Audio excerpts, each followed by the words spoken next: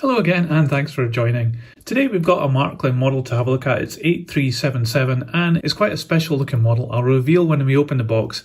But talking of the box, it is a second hand one and it does have a bit of a tear here and it seems to have this sticker put over it, Marklin Hamo. Now I think Hamo was their budget range, correct me if I'm wrong in the comments below. So it does make me think that possibly this is a reissue of this model in a kind of retro looking box. It's not typical of Marklin boxes.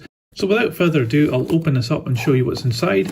It's this wind-powered bullet-looking train, which looks really absolutely fantastic, something out of a science fiction film. So let's get this out and take a closer look.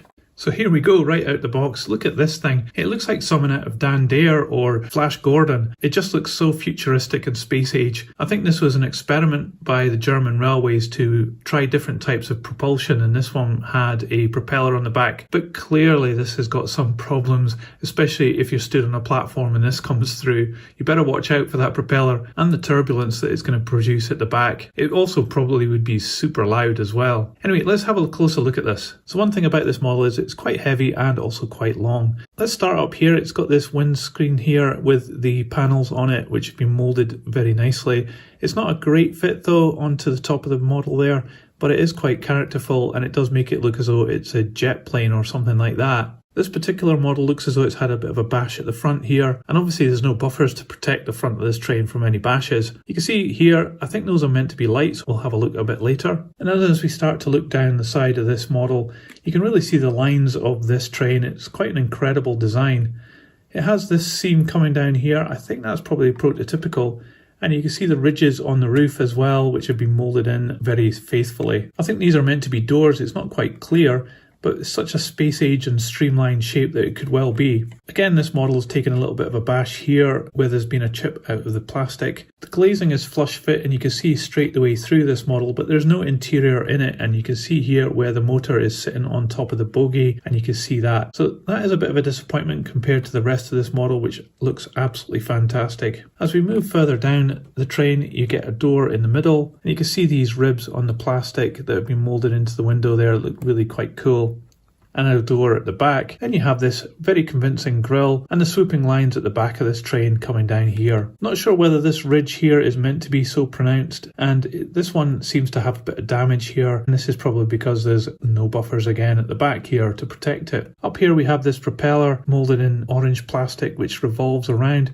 I think this might actually be driven. We'll give it a try in a minute. And then as you look down the length of this coach, you can really see the stylish lines that it has. Looking underneath, there's not a lot of detail here. You've got the pickup here on this bogie at the back. And while it's been moulded quite nicely, there isn't much to look at here. I think that's probably just prototypical. The front bogie has the third rail pickup here, but I'm hoping this will also run on two rail. And again, it's very similar to the bogie on the back. This is a driven bogie. The one in the back just acts as pickup. So I think we should probably open this up and have a look at the mechanism inside. You can see that this screw here is actually different from the one at the back.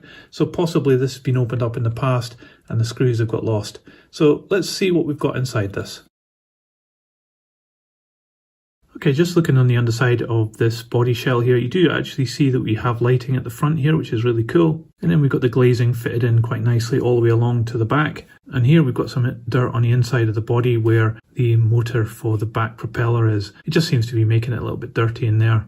And here is the chassis of this train. It's all made of metal, and as I mentioned, here is the motor at the back to drive the little propeller, which seems to be drawing power from here in the middle. Pickup happens at the back bogie here, and then the front bogie has the motor on top here, and then there's power out to the light bulb at the front. It's quite a simple setup, and it also looks as though it's two rail compatible. It's probably two rail or three rail.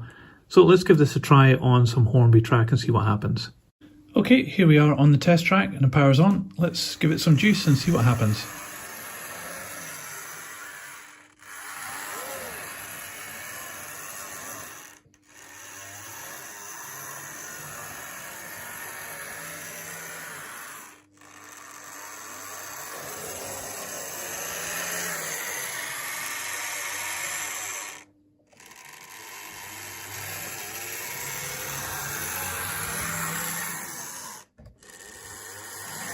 Oh, what an absolutely fantastic model.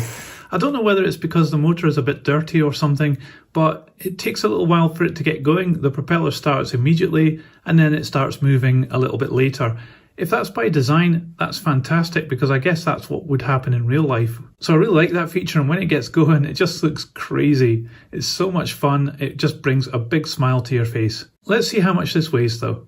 So this model weighs 333 grams.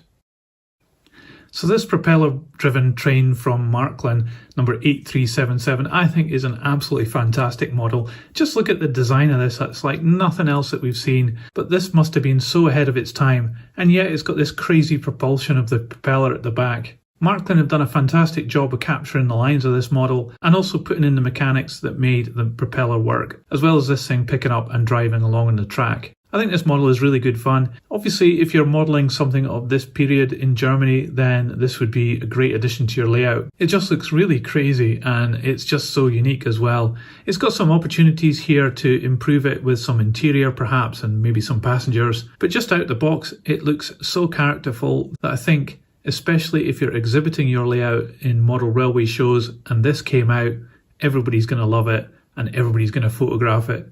So in that respect, I'd say definitely get this model if you can get your hands on it. So let me know what you thought about my analysis of this model in the comments below. I'd love to know what you think. And if you liked this video, please give it a thumbs up. It really helps this channel grow. I'll put this on the turntable so you can see all the way around. But that's it for today. Thanks for watching. See ya!